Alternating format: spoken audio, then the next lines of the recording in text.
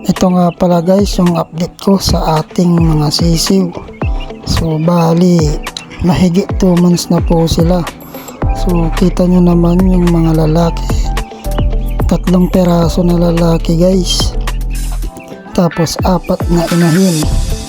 Yan, ito po ay mga bulik, talisayin, at naghalo na po bulik talisay.